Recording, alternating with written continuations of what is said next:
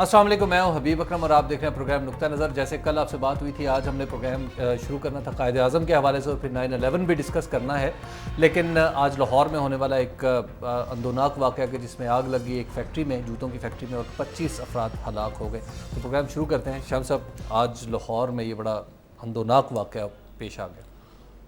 ہاں، وہ آگ لگی ہے، کہتے ہیں کہ جنریٹر چل رہا تھا، وہ بجلی آئی ہے تو اسے بند کرنے لگے ہیں تو چنگاریاں پھوٹ پڑی ہیں اور آگ لگ گئی ہے اس سے۔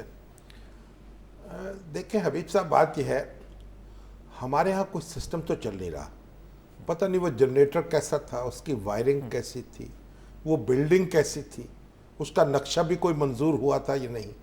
یعنی ایک اگر آپ جب بھی کوئی حادثہ ہوتا ہے آپ اس کی تہ میں اترتے ہیں تو آپ جہاں انگلی رکھتے ہیں وہیں چھید نظر آتا ہے۔ ایون اس بلڈنگ کی بھی پچھلی دیوار توڑ کے ریسکیو کیا گیا۔ دیکھیں نا، اب اگر ایسی بلڈنگ ہے جس میں سے نکلنا ہی دشوار ہے، اور پہلے جب میں یعنی لڑکا تھا، بالکل لڑکپن میں دیکھتا تھا کہ جو بلڈنگیں بن رہی ہیں اس میں ایمرجنسی میں نکلنے کا راستہ موجود ہے۔ ہر بلڈنگ میں وہ لال رنگ کی وہ رکھی ہوتی تھیں ٹوکریاں، جس میں آگ بجھانے کی صورت میں، آگ جلانے کی صورت میں، لگ جانے کی صورت میں بجھایا کیسے جائے۔ تو یہ سارے انتظامات تھے، مگر اب تو آہستہ آہستہ ہر چیز ختم ہوتی چلی گئی ہے، اور یہ بڑا افسوسناک واقعہ ہے۔ بڑا اس کی جو بھی ذمہ داری ہو، 25 لوگ جاں بحق ہو گئے اور بہت سے زخمی ہو گئے، اور کئی کریٹیکل ہیں۔ کتنے خاندانوں کے چراغ گل ہو گئے اور وہ بے آشرا ہو گئے۔ اور پھر اس کے بعد دیکھیے دوسرا ظلم کیا ہے، لوگ جب نظر ہوتے ہیں حادثوں کی، ان کا کوئی پرسان حال نہیں ہوتا، کوئی ان کا ہاتھ پکڑنے والا نہیں ہوتا۔ کوئی ٹریفک کے حادثے کی نظر ہو جائے، کوئی دہشت گردی کی نظر ہو جائے، کوئی کسی حادثے کی نظر ہو جائے، کوئی آگ لگ جائے، کوئی فیکٹری میں مر جائے، کوئی پوچھنے والا نہیں ہے۔ یعنی کوئی ایسا قانون ہونا چاہیے کہ جو لواحقین ہیں ان کی دستگیری کا انتظام ہوگا، کوئی ان کا معاوضہ جو ہے، کوئی 25 لاکھ 30 لاکھ ان کا معاوضہ ان کو ملنا چاہیے۔ ابھی سپریم کورٹ کے ایک جج صاحب سے میری بات ہو رہی تھی، انہوں نے بتایا کہ سپریم کورٹ نے وہ فیصلہ کیا ہے کہ جو دیت ہے، وہ جو چاندی کی جو مقدار ہے، جو دیت مقرر کی گئی ہے، وہ اس کی قیمت کو آج کل 31 لاکھ روپے بنتی ہے۔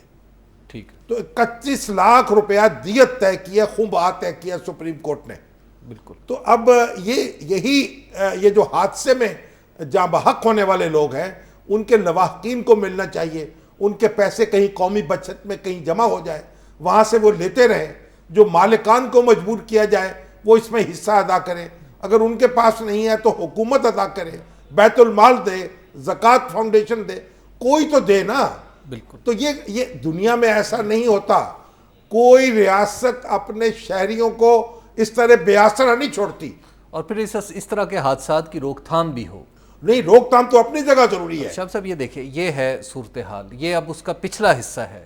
اب یہ جو فیکٹری ہے، اس کے ارد گرد کیا ہے، لوگ لگتا ہے کسی ریزیڈنشل علاقے میں بنی ہوئی ہے یا فیکٹری ایریا میں، نہ فیکٹری ایریا کوئی ہے، نہ کوئی نقشہ پاس کر۔ میں تو عرض کر رہا ہوں نا، ایک طوفان بدتمیزی ہم نے مچا رکھا ہے۔ ایسے معلوم ہوتا ہے جیسے کوئی منگولوں کی فوج نہیں آ جاتی اور وہ لوٹتی ہے جی بغداد کو، اور لوٹا تھا اس نے، اور پھر لاہور کو تاراج کرتی جا رہی ہے۔ دوسرے شہروں کا بھی یہی حال ہے، لاہور میں تو پھر بھی کچھ نہ کچھ ڈسپلن ہے۔ شمس صاحب، قائد اعظم کا یوم وفات اور اس حوالے سے ہم نے کل بات کی تھی، اور قائد اعظم جب جب لاہور آئے تھے پاکستان بننے کے بعد، تو ایک والٹن کیمپ، آپ کو تو پتہ ہے کہ والٹن کیمپ تشریف لائے تھے۔ ہاں، قائد اعظم جب یہاں آئے تھے، جو والٹن کیمپ تھا جسے ہم باب پاکستان کہتے ہیں، وہاں ایک یادگار بھی بنی تھی، پاکستان کا دروازہ تھا کہ یعنی لوگ وہاں آئے، لٹے پٹے، کٹے پھٹے، زخمی، اور کوئی پرسان حال نہیں تھا، اور ہزاروں کی تعداد میں وہاں کیمپ لگے، اور پھر وہاں مقیم ہوئے لوگ کئی دن تک وہاں رہے، پھر آہستہ آہستہ ان کو مکانات میں لے جایا گیا، کو پرماننٹ ان کی صورت کی گئی۔ وہ پہلا پڑاؤ تھا وہاں اس پڑاؤ کی جو آج صورتحال ہے، ہم نے اس حوالے سے خصوصی رپورٹ تیار کی ہے، پہلے وہ دیکھ لیتے ہیں اور پھر قائد اعظم پر بھی ہم بات کرتے ہیں۔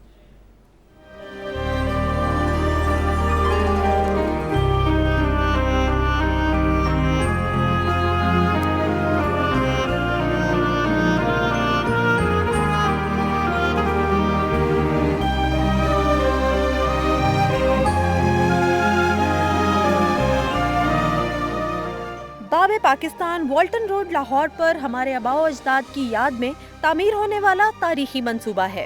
یہ یادگار پروجیکٹ وطن عزیز کے لیے جدوجہد اور ہجرت کرنے والوں کی قربانیوں کو اجاگر کرتا ہے۔ باب پاکستان وہی جگہ ہے جہاں قائد اعظم محمد علی جناح نے ہجرت کیمپ کا دورہ کیا اور مہاجرین کی حالت زار دیکھ کر وہ آپ دیدہ ہو گئے۔ اور قائد اعظم جیسا مضبوط اعصاب کا آدمی جس کے بارے میں بہت کم ہے وہ کبھی روئے ہوں یا آپ دیدہ ہوئے ہوں، لیکن تاریخ میں یہ ملتا ہے کہ اس مقام پہ جب وہ آئے تو مہاجروں کا قیام اور وہ ساری صورتحال، وہ دردناک مناظر دیکھ کے وہ آپ دیدہ ہوئے۔ باب پاکستان کی یادگار کا پروجیکٹ اگست 1991 میں سابق وزیر اعظم میاں محمد نواز شریف کے دور میں منظور ہوا تھا۔ اس پروجیکٹ کی تعمیر کی رفتار مختلف سیاسی ادوار میں بہت سست روی کا شکار رہی۔ گزشتہ چند سالوں میں مختلف سیاسی، انتظامی اور مالی وجوہات کی وجہ سے اس منصوبے کو ابھی تک پائے تکمیل تک نہیں پہنچایا جا سکا ہے۔ یہ باب پاکستان دراصل 14 اگست کا مونیمنٹ ہے، ہماری آزادی کا مونیمنٹ ہے، اور اس آزادی کے لیے دی گئی قربانیاں، شہادتوں، ہجرتوں کا مونیمنٹ ہے۔ یہ منصوبہ 250 ایکڑ سے کم ہو کر 103 ایکڑ تک محدود ہو چکا ہے، مگر ابھی یہاں 164 فٹ بلند یادگار، لائبریری، میوزیم، آڈیٹوریم اور آرٹ گیلری سب مکمل ہونے ہیں۔ سنگ و خشت کی اہمیت نہیں ہے، اہمیت تو اسپرٹ کی ہے، اہمیت تو اس جذبے کی ہے، اور اہمیت تو اس تاریخی فضا کی ہے جو کبھی تھی والٹن پر، لیکن اس کو یاد رکھنے کا ایک میٹیریل، ایک فزیکل بہانہ باب پاکستان ہوگا۔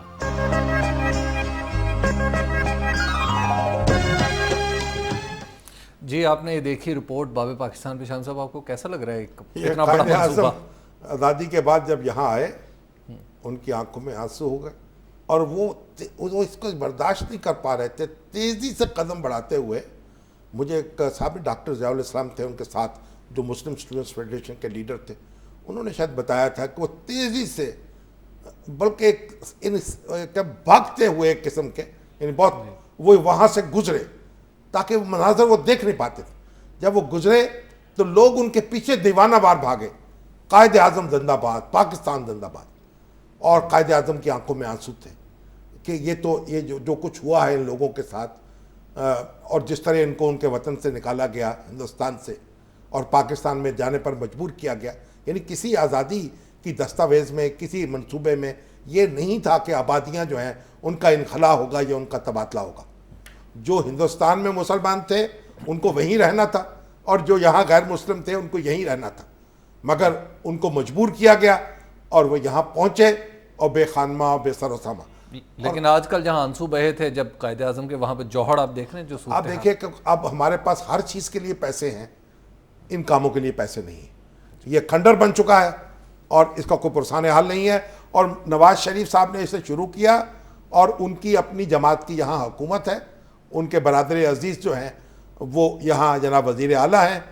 اب یہ خود ہی اس پہ وہ غور کر لیں، ہم اگر عرض کریں گے تو شکایت ہوگی۔ ایک بریک کا وقت ہے شامی صاحب، پھر قائد اعظم کے حوالے سے گفتگو، اور پھر قائد اعظم اور لاہور کے تعلق سے میں نے آپ سے کچھ سوالات میرے ذہن میں وہ بھی پوچھنے ہیں، لیکن ابھی لے لیتے ہیں ایک بریک۔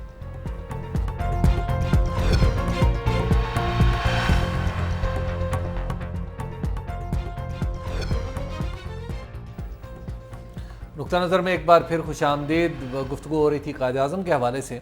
شاہ صاحب، قائد اعظم ایک تو لاہور میں جب ہم بات کر رہے ہیں کہ پاکستان بننے کے بعد آئے، قائد اعظم نے یہاں پہ کوئی اپنا ٹھکانہ مکانہ، بہت بڑا شہر تھا، یہیں سے قرارداد پاکستان منظور ہوئی، تو یہاں پہ کہتے ہیں کچھ پراپرٹی۔ قائد اعظم کا لاہور سے ایک بڑا خصوصی تعلق تھا۔ لاہور میں علامہ اقبال رہے، ٹھیک ہے، اور قائد اعظم کے ایک طرح سے روحانی رفیق تھے وہ، اور ان کی قائد اعظم کی اور اقبال کی خط و کتابت پڑھیں تو معلوم ہوتا ہے کہ تحریک پاکستان اور پاکستان کی صورت گری میں اقبال کا کردار کیا ہے۔ پھر یہیں قرارداد لاہور منظور ہوئی، جسے ہم قرارداد پاکستان کہتے ہیں، اور قائد اعظم نے اپنی زندگی کی ایک انتہائی ایک خوبصورت موڑ جو ہے وہ مڑے۔ ٹھیک ہے، تو یعنی آپ دیکھیے 64 سال کی عمر میں تعین ہوا منزل کا، یہ بڑی بات ہے. اس لیے میں دوستوں سے کہتا رہتا ہوں مایوس نہ ہو, آخر دم تک کوشش کرتے رہو. قائد اعظم 64 سال کے تھے جب تحریک یہ قرارداد پاکستان یہاں منظور ہوئی ہے. یہ بڑا قریبی تعلق تھا. پھر قائد اعظم نے یہاں 1943 میں ایک مکان خریدا تھا, بنگلہ, چھونی کے علاقے میں. اچھا. اور وہ وہی جگہ ہے جہاں آج کور کمانڈر صاحب رہتے ہیں. اچھا. تو وہ 14-15 ایکڑ ہے اس کی زمین. اور قائد اعظم بلوچستان میں تھے جون 1943 میں. ٹھیک ہے. تو انہوں نے وہاں قاضی محمد عیسیٰ جو ہمارے چیف جسٹس ہیں نا اپنا بلوچستان ہائی کورٹ کے, فائز عیسیٰ, ان کے والد تھے. اچھا. اور بلوچستان میں تحریک پاکستان کے سب سے سرگرم آدمی تھے, صدر رہے بلوچستان مسلم لیگ کے, اور ان کا بڑا ایک کنٹریبیوشن ہے. قائد اعظم ان کو اپنا بیٹا کہتے تھے, بیٹا بنایا تھا. تو انہوں نے ان کو کہا کہ آپ لاہور جائیں, اور کچھ کام بھی تھا ان کو سرکاری نوعیت کا اور جماعتی نوعیت کا, اور کہا کہ آپ وہ مکان, ایک نذیر احمد صاحب نام کے شخص ہیں, وہ مکان بیچ رہے ہیں چھونی میں, آپ اس مکان کو دیکھیں اور اگر پسند آئے تو اس کو خرید لیں. اور ان کو ایک بلینک چیک دستخط کر کے دے دیا کہ جتنی اماؤنٹ وہ ضرورت ہو بھر بھر لیں. تو انہوں نے کہا اگر مجھے پسند آ جائے, آپ کو پسند آئے. انہوں نے کہا نہیں, تمہیں پسند آئے گا, مجھے بھی پسند آئے گا. وہ آ گئے قاضی صاحب, انہوں نے مکان دیکھا, بھاتا ہوا, سودا ہوا, خرید لیا. اب دیکھیے وہ کیونکہ چھونی کے علاقے میں تھا, اب ان کی مرمت ہو رہی تھی مکان کی, رہنے کے قابل. ایک دن کے لیے ان کو وہاں رہنا نصیب نہیں ہوا. 43 سے لے کے 48 تک. ہاں جی, وہ وہاں ٹھہرے نہیں. کیوں کہ جو حکومت ہند تھی اس نے ڈیفنس آف پاکستان رولز کے تحت جنوری 1944 میں اس کو ایکوائر کر لیا فوجی استعمال کے لیے. اچھا. اور کہا کہ ہمارے پاس یہاں اکاموڈیشن کی بڑی قلت ہے اور ہمیں عمارتیں چاہیے. اب چھونی کے علاقے میں ہم اس طرح سیویلینز کو پریفرنس نہیں دے سکتے. اور وہ بھی قائد اعظم جیسے آدمی کو ایکوائر کر لیا. اور وہ ایکوائر کیا. قائد اعظم کی خط و کتابت ہوتی رہی اور اس کے بڑی چھڑانے کی کوشش کرتے رہے, لیکن کوئی کامیابی نہیں ہوئی. فوج کے قبضے میں آئی چیز. ہاں, میس بنا لیا انہوں نے پھر وہاں اپنا اچھا فوجی افسروں کے لیے, کیونکہ بڑی جگہ ہے, ہمارے پاس اور کی جگہ نہیں ہے.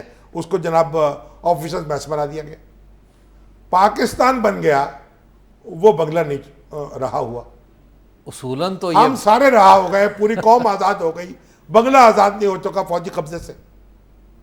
اس کے بعد پھر خط و کتابت ہوتے رہی. اب تو پاکستانی فوج آ گئی, اور اس وقت گورنر جنرل تھے. گورنر جنرل سے قائد اعظم نے کہا بنگلہ خالی نہیں ہوا. یعنی گورنر جنرل بھی ہاں جی, وہ قبضہ نہیں چھوڑا اس تحکم نہیں دیکھا نا, انہوں نے حکم جاری نہیں کیا. اب خط و کتابت کرتے رہے کہ بھئی آپ کو تو اپنی, حتیٰ کہ وہ اس دنیا سے رخصت ہو گئے. اچھا. 1959 میں حکومت پاکستان نے کہا کہ ہم جناب اس کے پیسے دے دیتے ہیں اور خرید لیتے ہیں اس کو. یہ بڑی جلدی خیال آ گیا. 3.5 لاکھ روپیہ ادا کیا گیا قائد اعظم ٹرسٹ کو, جب ان کے انتقال کو کئی سال گزر چکے تھے, تاکہ وہ وہاں کام آ جائے, اور وہ بنگلہ جو ہے وہ لے لیا گیا. اب وہاں کور کمانڈر صاحب رہتے ہیں. تو قائد اعظم سے لاہور کا تعلق تو اتنا گہرا ہے کہ ان کا مکان یہاں موجود ہے. کچھ نہ کچھ قیام کرنا چاہتے ہوں گے, جب آئیں تو یہاں ٹھہر جائیں. تو اب یہ کم از کم جو ہماری حکومت ہے اور ہماری فوج ہے, اس کو کچھ تو خیال کرنا چاہیے کہ اس کو خالی کرے, اور ان کم از کم جناب میوزیم بھی بنا دے. وہاں انڈیا میں بھی تو قائد اعظم کا ایک مکان اسی طرح قبضے میں. قائد اعظم کا مکان تو وہاں بھی قبضے میں ہے, وہاں تو سب کچھ قبضے میں ہو گیا ان کے. جی. وہ اس کی ایک الگ کہانی ہے, کسی دن بیان کریں گے. لیکن یہ جو ہمارے اپنے پاس ہے, حکومت پاکستان نے اسے خرید لیا تو اچھا کیا.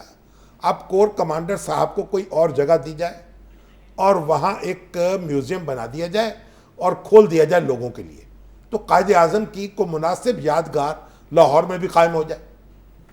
شمس صاحب ویسے یہ قبضہ چھوٹ جائے گا؟ دیکھیے ہم کوشش ہی ہے, وگرنہ تو آج کل تو آپ دیکھیے کہ قبضہ جو ہے پورے ملک کا بڑی مشکل سے چھڑایا ہے, تو ایک بنگلے کا بھی چھڑوا لیں گے. ایک بریک کا وقت ہو گیا. بریک کے بعد ہم 9/11 پر بھی کچھ گفتگو کریں گے, کچھ دیگر چیزوں پر بھی. آپ دیکھتے رہیے نقطہ نظر.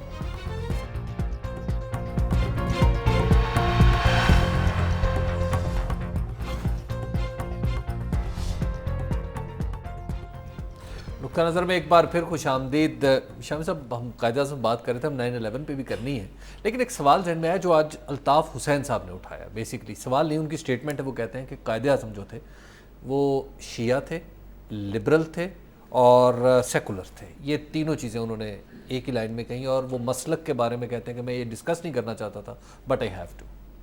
بھئی الطاف حسین صاحب جو ہیں وہ قائد تحریک ہیں, اتنی بڑی جماعت کے لیڈر ہیں, میں تو ان کا بڑا احترام کرتا ہوں, میرے ذاتی تعلقات بھی ہیں ان سے اور بڑا ان کا مداح ہوں. وہ یہ کالم نگاری میں کیا پڑ گئے ہیں یعنی ان کو کالم نگاروں کا شوق کیوں چلا گیا, کبھی ادھر نقطہ اٹھانا ادھر نقطہ اٹھانا. قائد اعظم نہ سیکولر تھے, نہ شیعہ تھے, نہ سنی تھے, نہ مولوی تھے, ٹھیک ہے نا. ٹھیک ہے, وہ جو کچھ تھے وہ صرف اور صرف قائد اعظم تھے. ہاں لبرل آپ کہہ سکتے ہیں کیونکہ وہ یعنی آزاد من شخص تھے اور ایک لبرل ہونے پر لوگوں کو آزادی رائے پر یقین رکھتے تھے, لوگوں کو بات کرنے کا موقع دیتے تھے, لوگوں کی بات سنتے تھے. وہ تو دیکھیے انہوں نے جس شناخت سے اپنے آپ کو یاد کیا یا اپنا تعارف کرا وہ ایک ہے کہ میں مسلمان ہوں. اور ان کی ایک تقریر ہے عید میلاد النبی پر, وہ آپ پڑھیں تو آپ کے رونگٹے کھڑے ہو جاتے. فرمایا کہ میں جب چاہتا ہوں, جب میں حاضر ہوں اللہ کے پاس اپنے, تو وہاں مجھے کہا جائے کہ یہ وہ شخص ہے جس نے محمد کا وہ غلام ہے جس نے اس کے غلاموں کی خدمت کی ہے. تو قائد اعظم کو پر رحم کر دے, ہم یہ اپنے تعصبات ان کو نہ اڑائیں اور ان کو ان قائد اعظم رہنے دیں. ہم آپس میں جو کچھ بن جائیں, انہیں نہ اس پہ کریں. میں شیعہ ہونے میں بھی کوئی حرج نہیں ہے, سنی ہونے میں بھی کوئی حرج نہیں ہے. دیکھیے, اور یہ جو سیکولر کہتے ہیں نا, قائد اعظم کی انگریزی تو اچھی تھی نا الطاف حسین صاحب سے بھی اور مجھ سے بھی, حالانکہ انگلستان میں وہ بھی رہتے ہیں, لیکن انگریزی تو میری جیسی ہوگی ان کی. تو آج تک کوئی ایک جگہ مجھے دکھا دے کہ انہوں نے کہا ہو کہ میں سیکولر ہوں. پورے خطوط میں, تقریروں میں, پوری تقریروں میں, تحریروں میں کسی جگہ انہوں نے یہ بات کبھی نہیں کہی, یہ لفظ استعمال نہیں کیا اپنے لیے. یہ میں گستاخی سمجھتا ہوں اس کو. ہاں سیکولر رویہ جو ہے ایک معنوں میں آپ کہہ سکتے ہیں غیر فرقہ وارانہ رویہ, غیر متعصبانہ رویہ, یہ ان کا تھا, درست ہے. وہ متعصب نہیں تھے, اقبال بھی متعصب نہیں تھے. ان کے تو آخری جو ڈاکٹر تھے آخری ایام میں وہ بھی ایک سکھ تھے. حکیم صاحب بھی تھے, محمد حسن کچھی اور سکھ ڈاکٹر بھی تھے ان کے. تو یہ بات نہیں, قائد اعظم کو ہندوؤں سے دشمنی نہیں تھی, اقبال کو ہندوؤں سے دشمنی نہیں تھی, خدا نخواستہ. ہندو بھی ویسے ہی انسان ہے جیسے ہم ہیں. پاکستان لینا تھا مسلمانوں کے لیے, مسلمانوں کا ایک الگ ملک بنانے کے لیے, ان کی تہذیب کے لیے, ان کی ثقافت کے لیے, ان کے تحفظ کے لیے, ان کی شناخت کے لیے. اور اسی لیے آپ دیکھیے پنجاب تقسیم ہوا, بنگال تقسیم ہوا. یہ تو ہمارے جو زبانیں بولنے والے پنجابی زبان بولتے تھے سکھ, اسی طریقے سے کھاتے تھے پیتے جیسے ہم ہیں, مگر انہوں نے کہا ہم ان کے ساتھ نہیں رہیں گے. اور ہندوؤں نے بنگال کے, انہوں نے کہا ہم ان کے ساتھ نہیں رہیں گے, اور دو حصے ہوئے اور خون بہا, ہجرتیں ہوئیں. تو یہ ساری چیزیں جو ہیں آپ ان کو گڑبڑ نہ کریں. قائد اعظم صرف قائد اعظم تھے, مسلمان تھے, اللہ اور اس کے رسول پر یقین رکھتے تھے, خادم تھے مسلمانوں کے, اور ہم انہیں سلام پیش کرتے ہیں اور اسی حوالے سے یاد کرتے ہیں اور یاد کرتے رہیں گے.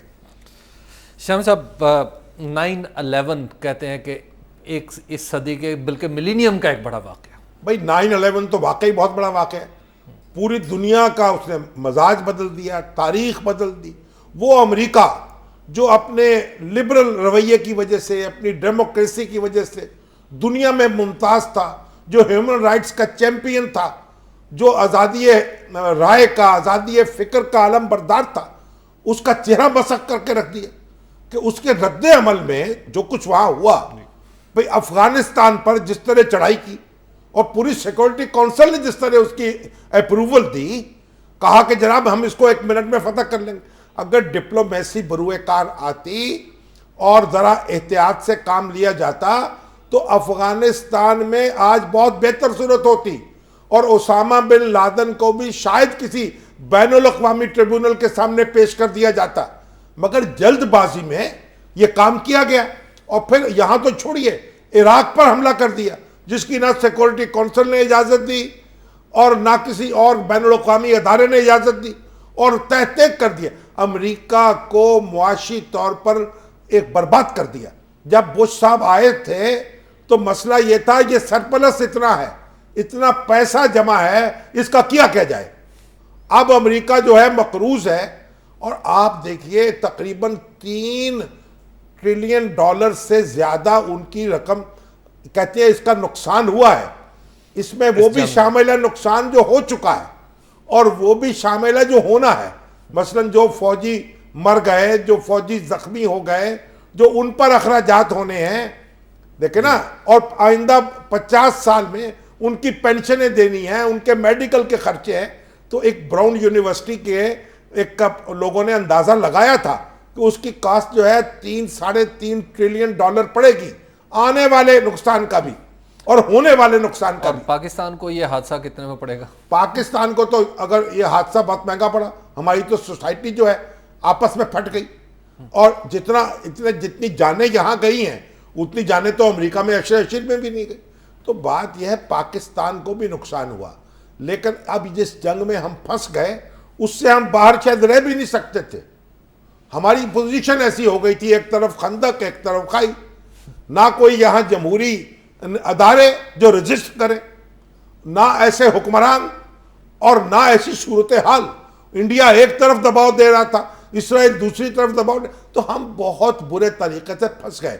قومیں پھنستی ہیں, لیکن امریکہ بھی پھنسا اس میں, اور امریکہ کا جو سارا جرا ترا تھا نا امتیاز کا, وہ ٹکڑے ٹکڑے ہو گیا.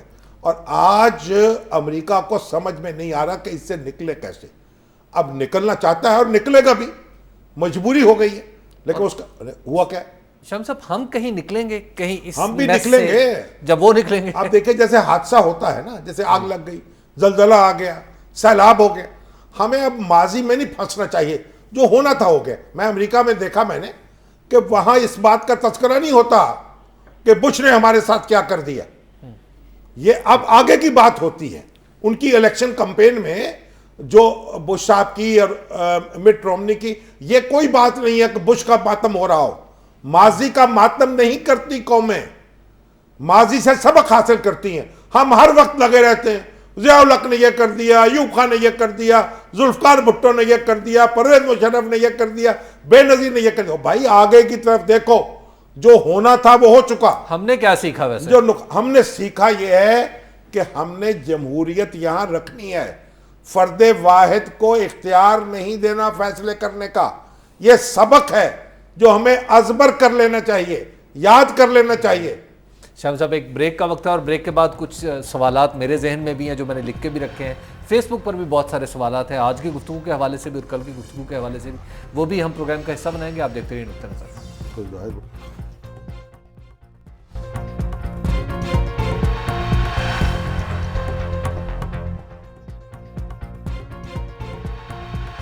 نقطہ نظر میں ایک بار پھر خوش آمدید.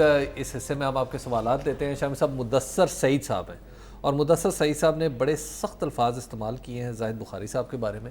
میں وہ الفاظ تو نہیں دہرا سکتا, لیکن ان کے کہنے کا مطلب یہ ہے کہ زاہد بخاری صاحب جو شعیب صدر کے اوپر عدم اعتماد کر رہے ہیں اور جو عدالت میں فیصلے کے خلاف جا رہے ہیں, تو یہ ٹھیک نہیں کر رہے. یہ ملک ریاض صاحب کے وکیل ہیں, ملک ریاض صاحب کے تنخواہ دار ان کے, یعنی جی یہ وکیل کیا ہوتا ہے؟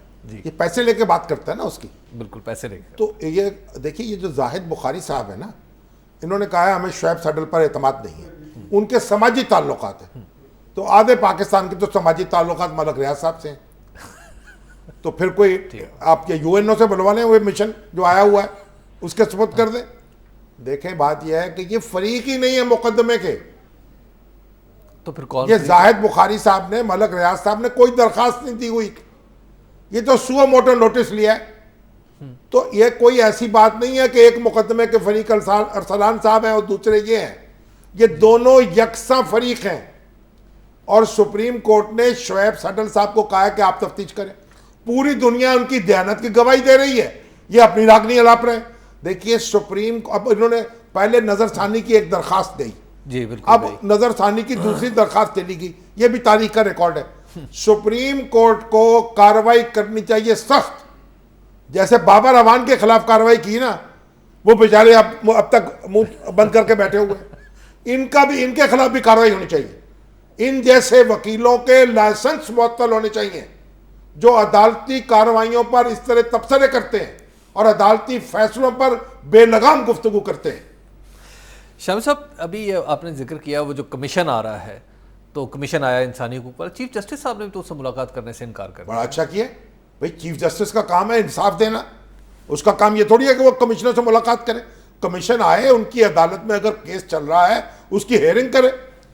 چیف جسٹس کا یہ منصب نہیں ہے کہ اس طرح کے لوگ جو آتے ہیں تفتیش کرنے، تحقیق کرنے، رپورٹ بنانے، ان سے ملے۔ کیوں چیف جسٹس کو ملے؟ چیف جسٹس فریق نہیں ہے اس معاملے میں، ان کا کام ہے انصاف دینا۔ اچھا شامی صاحب، یہ ایک اور سوال ہے اور یہ کئی لوگوں نے کیا ہے، یہ محمد شعیب ہیں، محمد نذیر احمد ہیں، اور بھی کئی نام ہے، بہت طویل فہرست ہے۔ یہ جو جرنیلوں کو دوبارہ وردیاں پہنا کے ان کا احتساب ہو رہا ہے، کہتے ہیں جی یہ خصوصی سلوک کیوں؟ یعنی اصولاً تو ان کو چاہیے کہ اب وہ ریٹائرڈ جرنیل ہیں، ان کو سپرد کر دیجیے یا عام عدالتوں میں سول ججوں کے پاس اور سیکنڈ ججوں کے پاس۔ لیکن آپ کو پتہ ہے سول جج اور سیکنڈ جج کیا کر رہے ہیں، اور یہ ہماری نیب کیا کرے گی؟ اور اس سے ایک اور بات بھی پتہ چلتا ہے، ہاں، وہ یہ کہ ہم جنرل مشرف کا بھی احتساب نہیں کر سکتے۔ انہوں نے کیا کرنا ہے بھائی؟ فوج تو پھر بھی کچھ نہ کچھ کر لے گی۔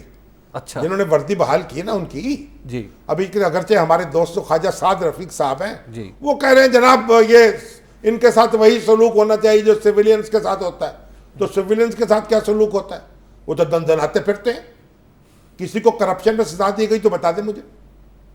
اچھا، انتقامی کارروائیاں ضرور کی گئی ہیں، اگر اپوزیشن میں آ گئے ہیں تو کارروائیاں کی گئی ہیں۔ اور یہ جو خواجہ سعد رفیق صاحب ہیں، ان کے خلاف بھی آپ دیکھیے ان کی پٹائی ہوئی تھی، جاوید ہاشمی صاحب کی، ان کی دونوں کی، تھانے میں باقاعدہ ایک فوجی افسر جو تھے ان کی نگرانی میں یہ کام ہوا۔ اب وہ فوجی افسر، میرا یہ خیال تھا یہ لوگ اس میں پرچہ کٹوائیں گے، انہوں نے ابھی تک نہیں کٹوایا۔ لیکن پرچہ کٹوائیں بھی تو کیا ہوگا؟ تو پھر ان کو بھی بحال کر دیا جائے گا اور ان کے اوپر بھی کارروائی ہوگی۔ تو اگر ہمیں دیکھیے، فوج اگر تو حقیقی طور پر کارروائی کرنا چاہتی ہے جی، تو پھر تو بالکل ٹھیک بات کی ہے۔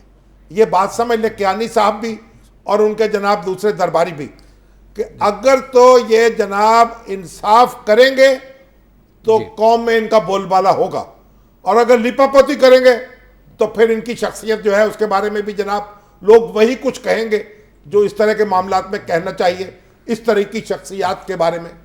شام صاحب، جو فیس بک پہ آج اور ای میلز کے ذریعے، ایک صاحب نے تو ای میل ہارون صاحب نے مجھے کی ہے، انہوں نے تو ہارون رشید صاحب تو نہیں جی، یہ ہارون خان صاحب ہے جی۔ اچھا، ہارون خان صاحب کہتے ہیں جی کہ انہوں نے کرسٹین بیکر کے پوری کی پوری کتاب کا ایک نقل جو ہے وہ بھیج دی ہے مجھے، یہ پتہ نہیں کاپی رائٹس کی بھی خلاف ورزی کی ہے۔ تو اس میں انہوں نے کہا جی دیکھیں جی یہ مسلمان خاتون ہے اور اس کے ساتھ کتنا برا سلوک کیا گیا ہے انٹرنیشنل۔ ہاں، اس نے بھائی یہ ایک ایم ٹی وی کی، کیا ایم ٹی وی ہے نا؟ جی، M T V, from M T V to Mecca اس نے کتاب لکھی ہے، اور یہ بڑی پریزنٹر تھی اس کی، اور بڑی چٹاخ پٹاخ خاتون تھی جی، یعنی چٹخارے دار اور پٹاخے دار۔ تو وہ ایسی، مطلب جس کو وہ کہتے ہیں نا تیرے لونگدا پہ ہے لشکارہ تے حالیہ نے ہل ڈک لے، تو لوگ ٹھٹک جاتے تھے ان کو دیکھ کے، ان کی شخصیت اس قدر رعبدار تھی اور اتنا حسن تھا۔ تو جناب عمران خان صاحب بھی ان کی زلف کے اسیر ہو گئے۔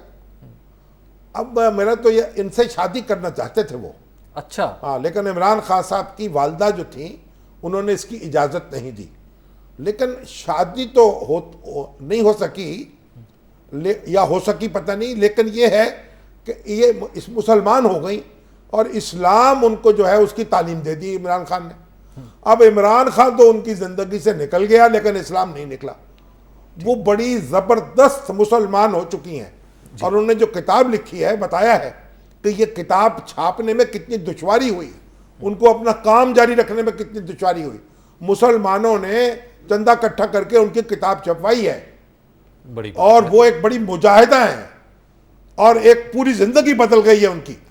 اور عمران خان ایک مبلغ کے طور پہ بھی سامنے نہیں، عمران خان میں دیکھیے ایک اندر جذبہ تو کوٹ کوٹ کر بھرا ہوا ہے نا، ایسی بات نہیں۔ جو لوگ عمران خان کو قریب سے جانتے ہیں وہ جانتے ہیں کہ اس کے اندر ایک کتنا بڑا مسلمان چھپا ہوا ہے۔ شام صاحب، ایک خالد حیدر صاحب ہیں، انہوں نے کیا ہے بڑا ڈیٹیل، لیکن یہ کل کے پروگرام کے حوالے سے کہہ رہے ہیں کہ جی آپ ویزے کی بات کر رہے تھے 65 سے پہلے، تو ہم بھی تو گئے تھے، وہ کاغذات پہ کچھ ویزا وغیرہ لگا تھا؟ نہیں، یہ پہلے پرمٹ ہوتا تھا. میں نے پہلے کہا ویزا جو تھا نا ایک فارمیلٹی تھی بعد میں، یہ آن ارائیول لگ جاتا تھا. یعنی ایک میں انگلینڈ گیا ہوں، وہاں بھی وہ ٹھپا لگایا انہوں نے، وہ بس انٹری ہو گئی. تو اس طرح یعنی پاسپورٹ پر آنا جانا تو نہیں تھا، لیکن پرمٹ بھی ملتا تھا. اور ابھی تو آپ دیکھیے کئی سال تو پاسپورٹ ہی نہیں بنا. پاکستان ہندوستان کے دوران پاکستان کا پاسپورٹ نہیں تھا، تو پاسپورٹ بنا، پھر یہ اس طرح سے ویزے کی اجازت دی، یعنی تھوڑا سا پابندی لگی. We are running out of time, we are running out of time. لیکن ایک سوال میرے ذہن میں ویزا لینا پڑے گا آپ سے.